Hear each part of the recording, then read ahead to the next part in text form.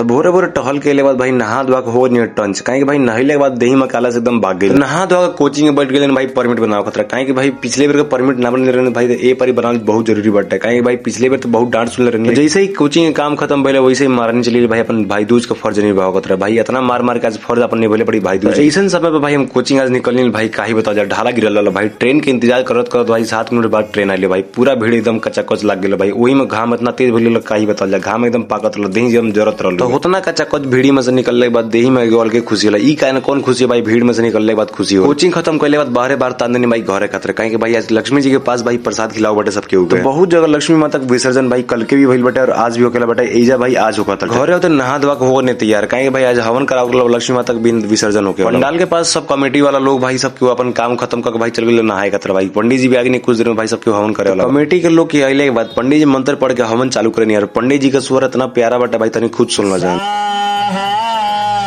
तो पंडित जी कहनी कि गंगा जल जन बाटे भाई सबके अपने अपने ऊपर छिड़क ले लेकिन यार भाई बिना के कॉल भाई लागत है सबके ऊपर छिड़क ले भाई बड़ी खुश बने हवन उकले के बाद सबसे महत्वपूर्ण काम भाई माता रानी की आरती भाई सबके अपने मन में श्रद्धा रख के भाई माता रानी की आरती करते रहलू है तो हवन और आरती के कार्यक्रम खत्म होने के बाद भाई तीसरा काम बचल प्रसाद चलाओगे भाई तो प्रसाद सबके जितना लोग आए भाई प्रसाद खा के सबके उगल सब काम खत्म करने के बाद हमारे भाई लोग बहुत खुश रहे लोग भाई कहे सब कुछ काम बढ़िया से प्यार से बीत गए भाई नाचत नाचत पूरा गर्मी और कपड़ा बीत गया आज की वीडियो में बस नहीं मिलते नेक्स्ट मिनी ब्लॉग में।